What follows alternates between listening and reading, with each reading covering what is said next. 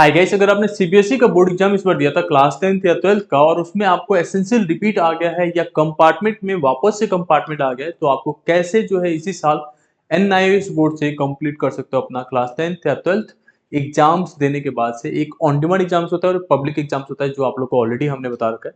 But अब on demand exams के लिए हम लोग रिकमेंड कम कर रहे हैं, आपका पब्लिक एग्जाम्स के लिए कर रहे हैं, जो कि बहुत ही ईजी रहता है आपको क्लियर करने के लिए। और इसी साल में कंप्लीट हो जाता है 2024 में।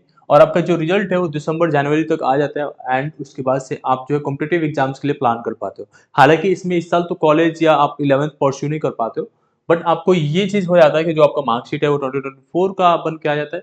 उसके साथ साथ जो 4-5 महीने रहते हैं इसमें और चीजें प्लान कर पाते हो। लेट्स से कि अगर किसी सब्जेक्ट में रुक भी गया, दिसंबर में रिजल्ट आता है, तो आपके पास ऑप्शन रहता है जनवरी में वापस से एग्जाम देने का, एग्जाम देके कंप्लीट करने का। तो ये एक बार कंसीडर कर सकते हो। इसके लिए अगर आप लेट्स से सीबीएसई का बोर्ड एग्जाम आपने दिया और उसमें आप फेल हो गए थे, आपको जो है एसेंशियल रिपीट आ गया है, ठीक है। अगर आप फेलियर में आ गए हो या आपका कंपार्ट आ गया है, तो आपने मान लो कि थर्ड कंपार्टमेंट दिया था या फर्स्ट टाइम ऑफ कंपार्टमेंट दिए थे, तो इसका बहुत ही नॉमिनल चार्ज होता है। इसमें देके आप अपना रिस्क जो है उससे कम कर सकते हो। लेट्स से कंपार्टमेंट आया था, जैसे जिनका थर्ड कंपार्टमेंट आया इस बार तीसरी बार कंपार्टमेंट एग्जाम देते वापस से क्लियर नहीं हुआ, तो आपको वापस से सारे सब्जेक्ट का एग्जाम देना पड़ेगा। एंड हु नोज कि आपका जो ये नए पैटर्न्स में जो सीबीएसई के एग्जाम्स होने वाले हैं उसमें वापस से सारे सब्जेक्ट आप क्लियर कर पाओगे या नहीं।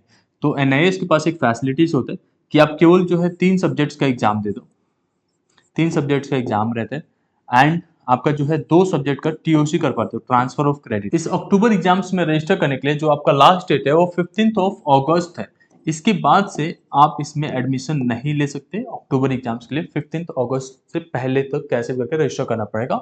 और जो हम लोग आप लोग के लिए कर रहे हैं वो 13th ऑफ अगस्त तक कर रहे हैं। तो एक लिंक हमने डिस्क्रिप्शन में दे रखा है जिसमें आपको पहले रजिस्ट्रेशन चार्जेस देने पड़ते हैं 1999 एंड उसके बाद से एग्जाम फीस देना पड़ता है बोर्ड का, जो अप्रोक्सीमेटली 3 to 4K होता है, 3000 to 4000 के आसपास। तो वो आपको अलग से पे करना पड़ता है। तो इसमें हम लोग आपका रजिस्टर कर देते हैं, टीओसी भी करा देते हैं, उसके बाद से स्टडी मटेरियल्स भी शेयर करते हैं, आपके प्रैक्टिकल एग्जाम्स वगैरह सारा कुछ देख रहे होते हैं हम लोग, प्रॉपरली गाइड कर रहे होते हैं। आपको एक ग्रुप भी मिल जाता है जहाँ पे बाकी स्टूडेंट्स भी एग्जाम्स दे रहे होते हैं।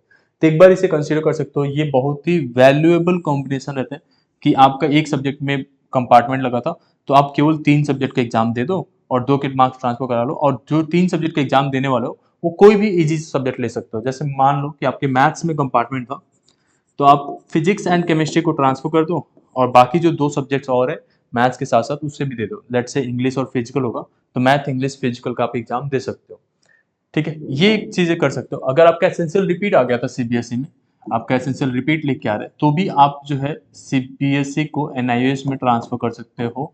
लेट से कि आपने 2 सब्जेक्ट में पास थे, तो दोनों सब्जेक्ट के मार्क्स को टीओसी करके केवल जो 3 सब्जेक्ट बचा था उनका एग्जाम दे सकते हो। 3 का एग्जाम होगा, ठीक है, अगर एसेंशियल रिपीट है तो। अगर आपका जो है कंपार्ट आया था और थर्ड कंपार्ट है, तो आपके थर्ड वाले कंपार्ट में भी यही केस रहते हैं कि आप एसेंशियल रिपीट जैसे कंसीडर करने लगते हैं आप, फिर ये प्रोसीजर्स यूज कर पाते हैं। 2 का टीओसी करके एंड 3 का एग्जाम दे सकते हैं। एसेंशियल रिपीट में लेट से कि 4 सब्जेक्ट में आप फेल थे, तो आप जो है एक सब्जेक्ट का मार्क्स ट्रांसफर करके 4 का एग्जाम दे सकते हो। आप चाहते हो पांचों का एग्जाम देना, पांचों का दे सकते हो।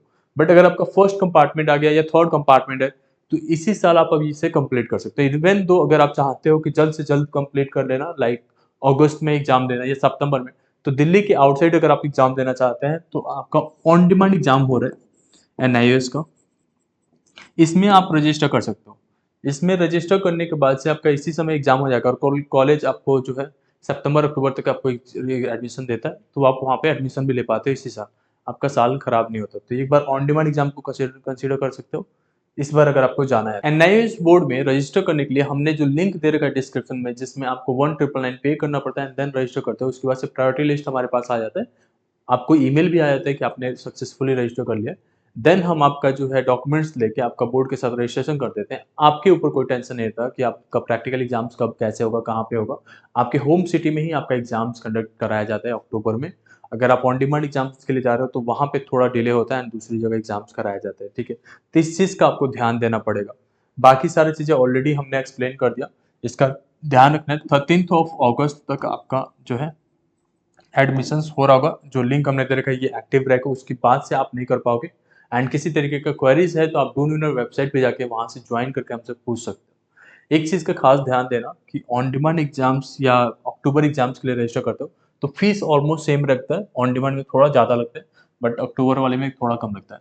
तो अभी क्या करना है आपको 1999 से जॉइन कर दो एंड प्लस 3K या 4K के आसपास आपका फीस आएगा, वो आपको अलग से जो है आपका एग्ज़ाम फीस पे करना पड़ता है एंड देन आपका कंप्लीट हो जाता है, ठीक है?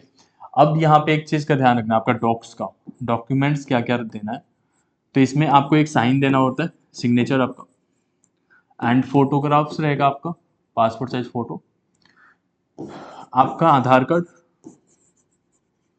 अगर आप क्लास 10th में हैं तो क्लास 10th का मार्कशीट, अगर क्लास 12th में है तो 12th का भी मार्कशीट।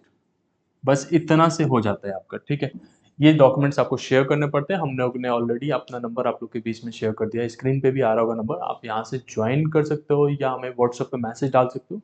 किसी और तरीके की क्वेरी से आप कमेंट सेक्शन में पूछ सकते हो। होप इंडेड आपको ये वीडियो पसंद आया होगा। Thank you so much.